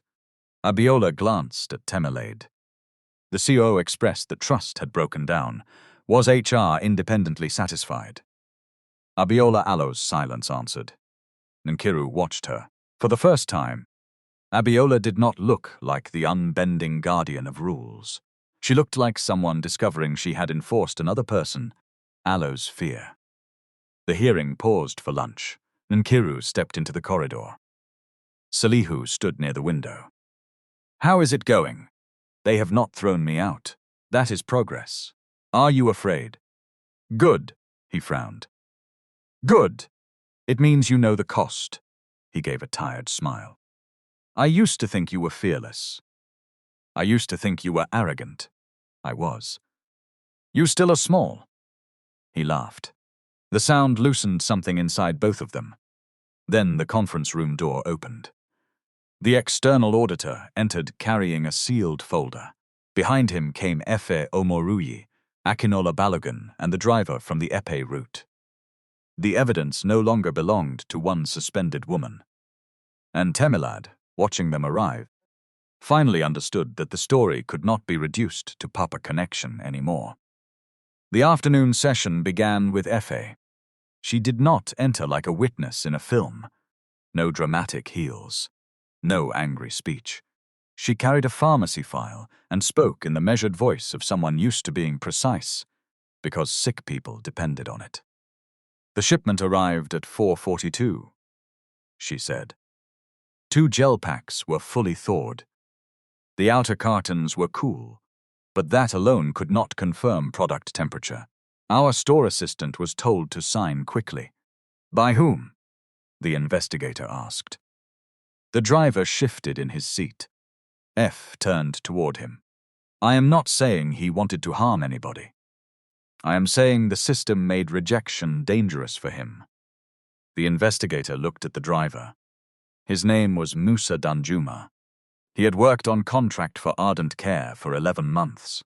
Were you afraid of losing money if the clinic rejected the delivery? Yes. Had anybody told you your salary would be deducted? Not salary directly. Performance bonus. Good routes. Renewal. Who told you? My supervisor said too many rejections mean driver is careless. Was this written? Not like that. Did you believe it? Yes. Why? Because it happened to another driver. Musa rubbed his palms against his trousers. When Madame Efe saw the gel, I told her Lagos is hot. I should not have said that. I wanted to return before my next route became late. Efe nodded. That is what I mean. He was protecting his work. I was protecting patients. The company created a situation where those two things fought each other. The words entered the room and stayed there. Next came Akinola. He described the shortage of functioning loggers, the placeholder serial numbers, and the instruction to backdate the asset register. Did Miss Madu ask you to make this report? The investigator asked. No. Did Dr. Etuk? No. Why did you wait? Akinola looked down. Because I have children. Nobody asked him to explain further. Salihu followed. He presented his analysis without exaggeration. 14 impossible location overlaps. Devices used after retirement. Invoices for serial numbers absent from the register. Temilade Allo's lawyer asked whether data sync problems could create duplicates. Yes, Salihu said. Could typing errors create invalid numbers? Yes. Could system migration affect historical records? Yes. So your analysis proves nothing. It proves the records require reconciliation before they can support a claim of zero loss. The lawyer paused. Salihu continued. If one error can explain one record, that does not automatically explain 14 patterns across locations and dates. I did not conclude fraud. I concluded the dashboard was not reliable enough to carry the confidence placed on it. Nkiru watched him. This was the man who had once laughed under his breath when she arrived late. Now he was risking the same probationary job to defend a conclusion, not a friend. The hearing adjourned at 6:20. No decision was announced. Abiola told Nkiru she remained suspended with pay. Outside the building, rain had begun. Nkiru stood beneath the awning, waiting for it to reduce. Folarin came out alone. For a moment, neither spoke. Then he said, You were offered a quiet exit. Yes. Why did you refuse? Because the exit required everybody to believe the problem was my behavior. Your behavior was not perfect. No. He seemed surprised again by her agreement. You challenged a senior executive directly. Yes. You embarrassed operations. I held a shipment. You understand how you sound? Yes. Then why not soften it? Nkiru looked at the rain bouncing off the car park. My mother said, truth has a door. If you kick it, people only hear noise. That is wise. She also asked whether I could apologize. Could you? For my tone, yes. For refusing to sign, no. Folarin put his hands in his pockets. You think this company rewards dishonesty? I think this company rewards results, without asking enough questions about how the results are produced. The answer hit him because it was not an insult. It was an audit finding spoken by a human being. And you think I caused that? I think your signature is on the incentive policy. Rainwater rolled from the edge of the awning in a silver sheet. Folarin looked toward his car. You are still on probation. Yes, you may still lose your job. Yes, yet you are saying this to the CEO. Nkiru Allo's face did not change. If I speak differently because of your title, then everything I said inside becomes performance. He left without another word. That night, Temelaide called Folarin at home. He did not answer. She called again. On the third call, he picked up. "We need to speak before the board meeting," she said. "We have spoken." "No. We have exchanged accusations while strangers examine 15 years of our work. The auditors are not strangers. They were appointed because our controls failed. Our controls did not fail. Our growth exceeded them. That is what failure means." Temelaide was silent. Then her voice softened. "Do you remember the first cold room?" Folarin closed his eyes. "A converted shop behind a private hospital. 1 generator. 2 second-hand refrigerators. They took turns sleeping there during fuel scarcity, because if power failed, they had no remote alarm. I remember," he said. "I slept on cartons to protect stock. I drove vaccines through floods. I borrowed money in my name when banks would not touch us. Now one girl enters from the road, questions everything, and suddenly I am the enemy. This is not about what she called you. She did not need to call me anything. You are looking at me as if I sold fake medicine. Did you instruct people to reclassify excursions?" "I instructed them to distinguish real product risk from noise. Without documented technical justification, sometimes decisions had to move faster than documents. Did you know the logger shortage continued? I knew replacement was delayed. Did you approve the vendor? Procurement approved the vendor.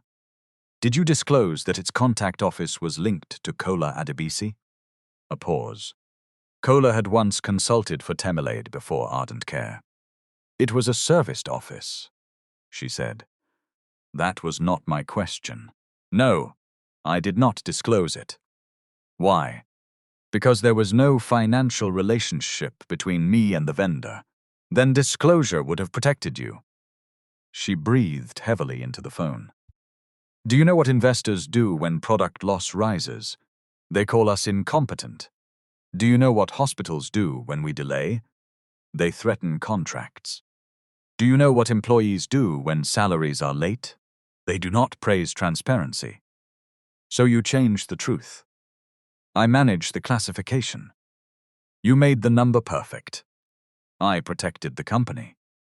Folarin looked at the incentive policy on his table. "And I made protection more valuable than reporting." "Temelaide," Alo's tone hardened.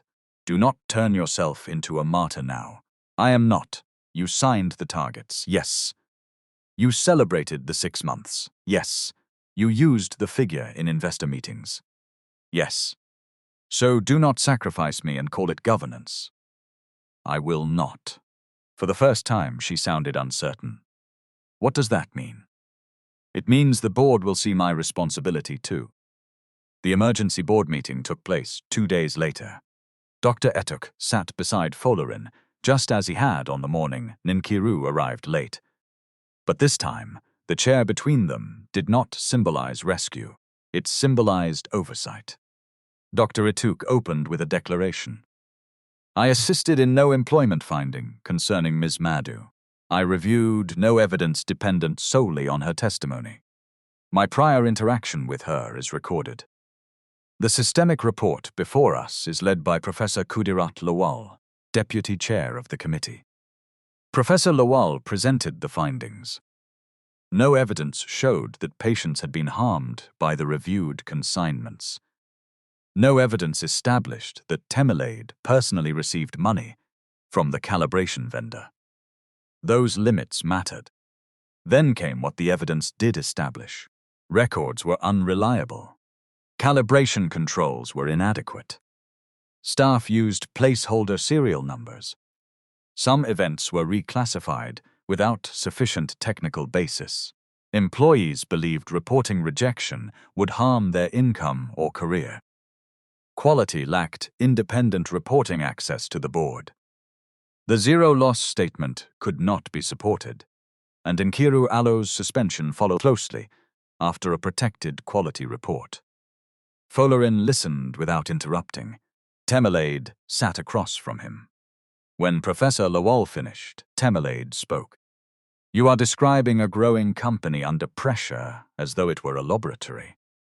Dr. Etek replied, You transport products used on human bodies.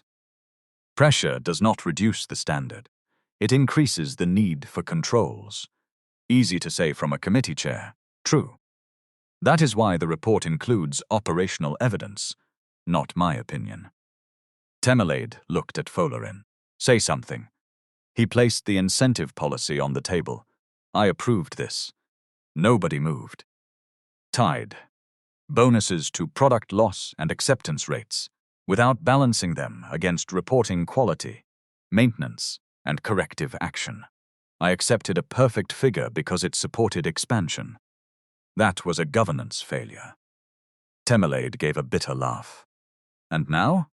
Now we correct it. You mean remove me? I mean investigate conduct separately from system design. Professor Lawal read the employment findings. Temelade had directed DAS staff to change classifications without documented quality approval. She had failed to disclose a prior business association relevant to vendor review.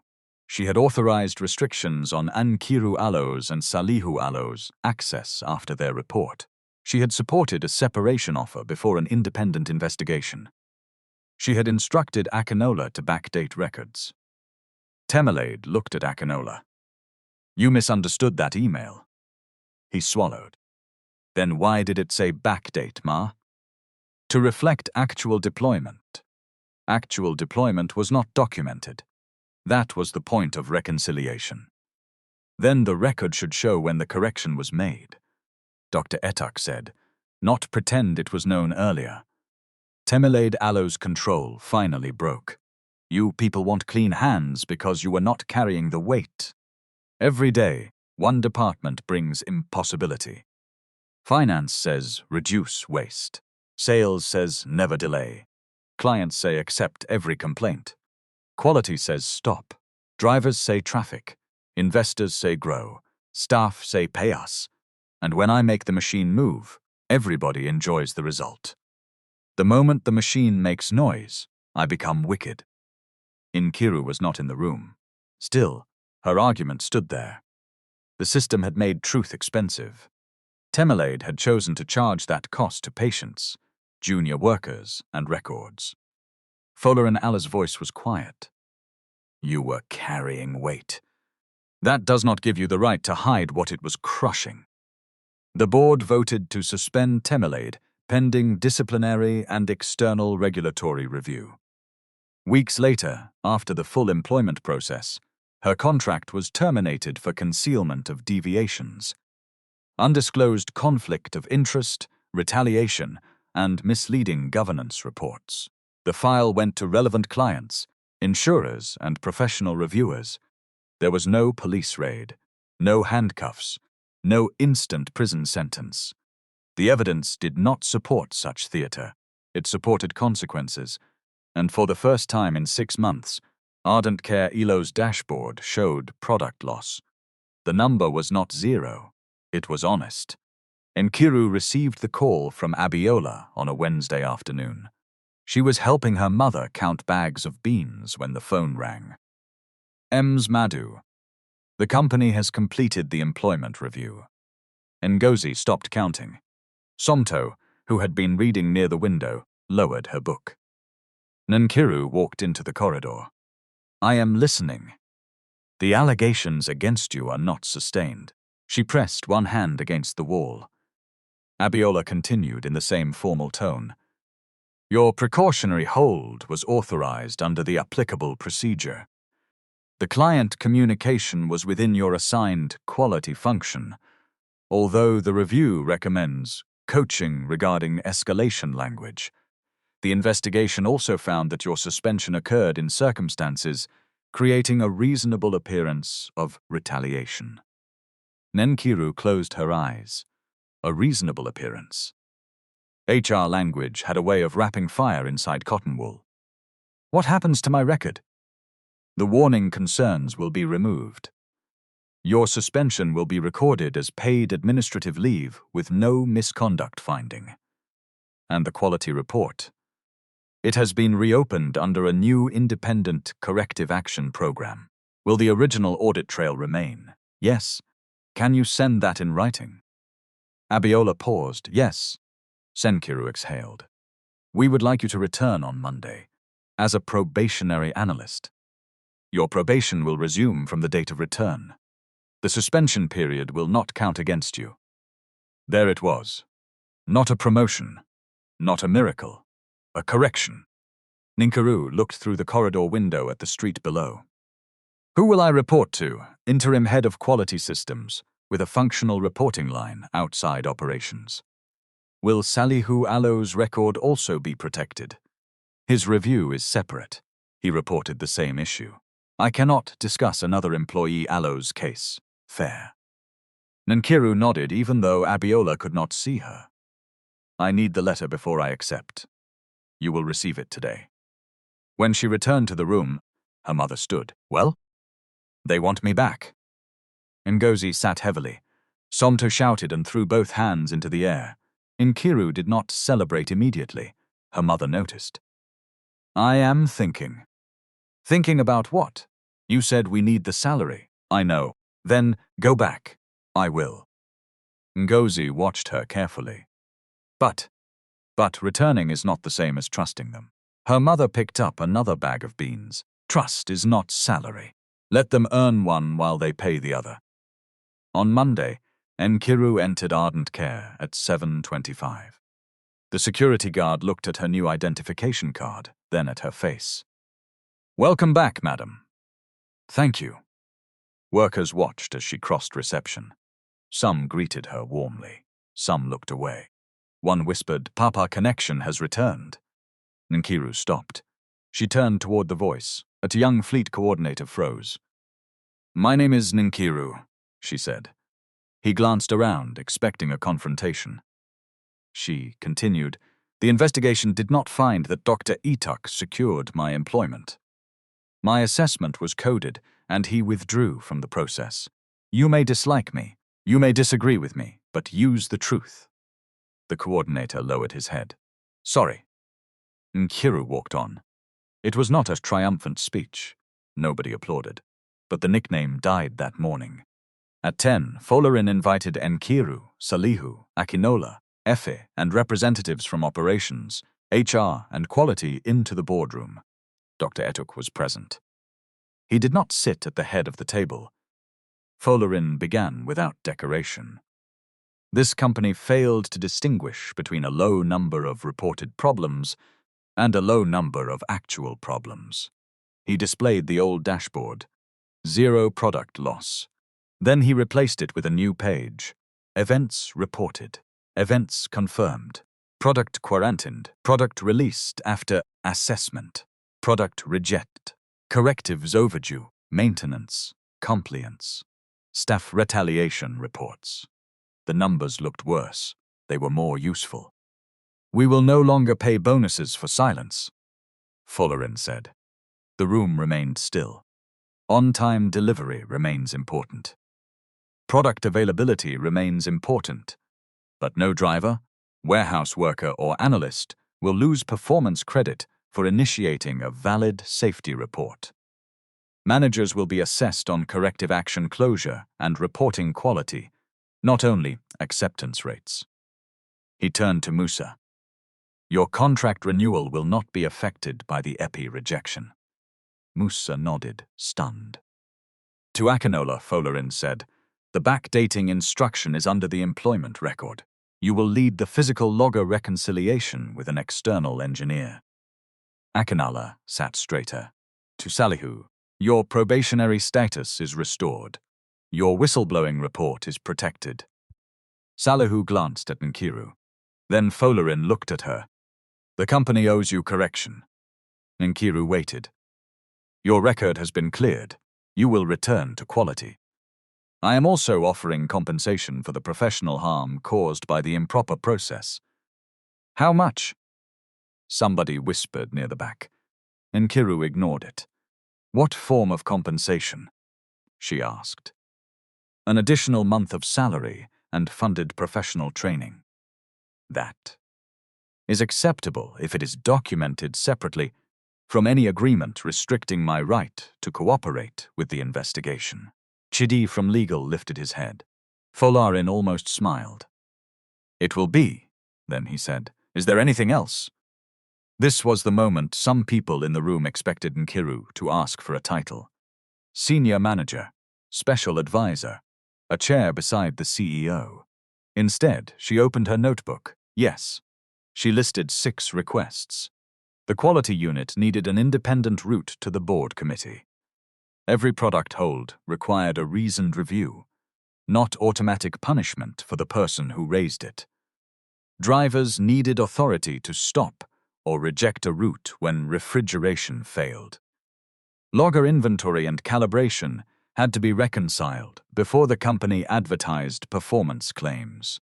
Recruitment exceptions had to be evidence-based and documented, with conflicted decision-makers removed.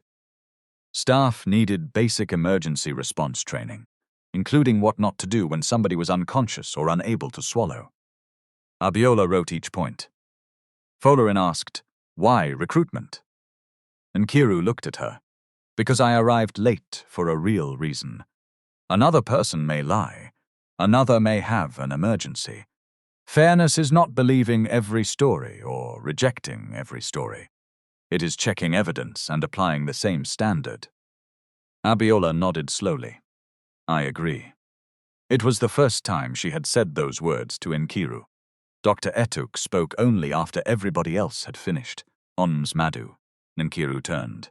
"I did not give you this job." "No, sir. I could not have kept it for you either." "No, sir." "Good." A few people shifted, confused by his severity. Then his face softened. "I only refuse to let one clock erase the truth. Your work did the rest." Nkiru felt something tighten behind her eyes. She blinked it away. "Thank you." He lifted one finger. "Do not thank me too much. You still need to improve your diplomacy." The room laughed. Nkiru laughed too. "Everybody has said so. Then perhaps everybody is not your enemy." "No, sir." That lesson stayed with her. Not every person who criticized her wanted her silent. Not every procedure was a weapon. Not every manager under pressure was dishonest. Human beings could be wrong in layers. Abiola had enforced unfairness while believing she protected consistency. T-Boss had hidden behind instructions because he feared losing his position. Musa had pressured a clinic because he feared losing roots. Salihu had believed a rumor because privilege often did distort recruitment. Folarin had rewarded perfect numbers because the company once nearly died from operational chaos. Temelade had carried real burdens and made unacceptable choices. Understanding those layers did not erase accountability. It made accountability accurate. The reforms did not transform Ardent Care overnight. In the first 3 months, reported incidents tripled. Investors panicked. One hospital network threatened to suspend new routes. Employees complained that documentation had become too heavy. Some managers quietly blamed Nkiru. Temelade Alo's supporters said the company had removed the only person strong enough to make operations work. Then the new data began revealing patterns. 2 refrigerated vehicles repeatedly lost temperature during long idle periods. A packaging vendor supplied gel packs whose performance dropped after repeated freezing cycles. One clinic stored deliveries too close to the refrigerator door. A route scheduled to save fuel created dangerous delays every Friday. Because the problems were visible, Ardent Care could correct them. The company replaced vehicle units in stages. It changed the packaging contract. It trained clinic staff. It redesigned the Friday route. Real product losses appeared on reports. Then, quarter by quarter, they reduced. Not because workers learned to rename them, because the causes were addressed. Nkiru completed her probation after 90 working days. Her review included 2 strong ratings and 1 development point. Communicates technical risk with integrity. Should continue building influence through structured escalation and audience-sensitive language. She did not argue. She enrolled in the funded course on quality risk communication. There she learned something that changed her more than she expected. Facts did not speak for themselves.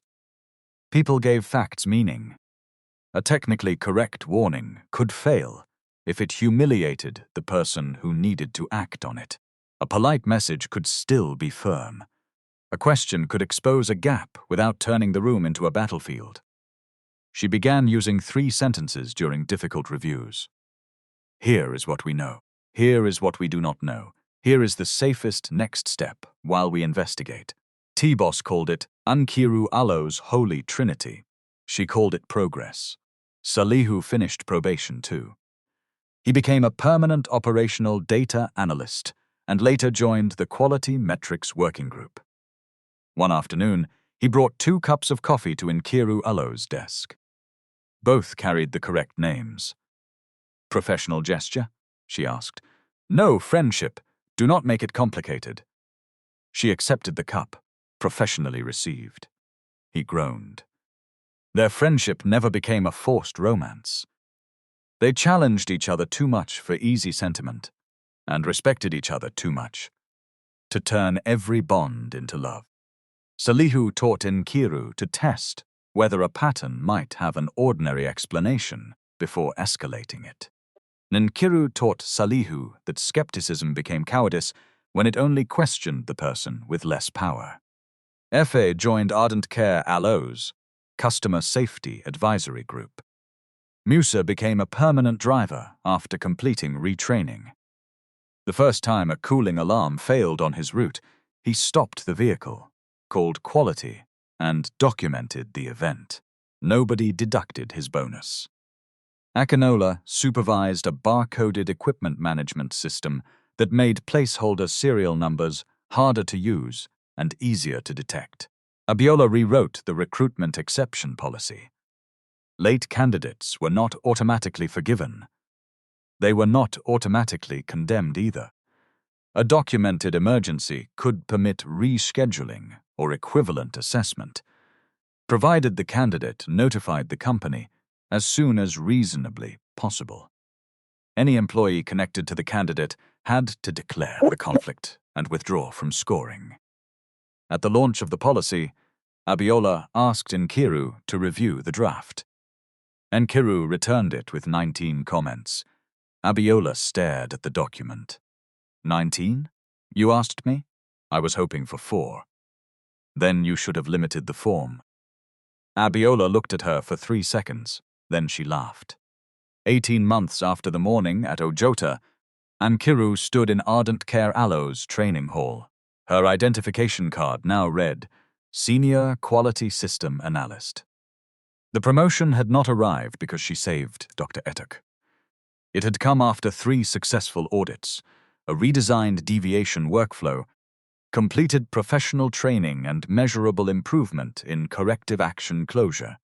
No overnight transformation. No executive office. No sudden wealth. An earned step. 32 new employees sat before her. On the front row, Dr. Etok sat beside Folarin. The sight pulled Nkiru back to the interview room. The stained blouse. The bent file. Abiola Allo's cold voice. The old man removing his glasses. But this time, Nkiru was not standing there to ask for a chance. She was teaching. The screen behind her displayed a photograph of an ordinary roadside crowd. The faces were blurred. What is the first mistake people make during an emergency? She asked. A trainee raised his hand. Panic? Sometimes. Another said, giving the person water. That can be dangerous if the person is unconscious or cannot swallow. She explained the limits clearly. Call trained help. Check immediate danger. Do not force food or liquid into an unresponsive person. If a conscious person has a known condition and can safely swallow, follow recognized emergency guidance while waiting for professionals. Do not pretend your education makes you a doctor when it does not. Then she changed the slide. A temperature graph appeared. What is the first mistake companies make during a quality emergency? Nobody answered. Nkiru smiled. They ask, who will be blamed before they ask? What do we know? Folarin lowered his eyes. Not from shame alone, from recognition, Nkiru continued. A healthy reporting system may look worse before it becomes better.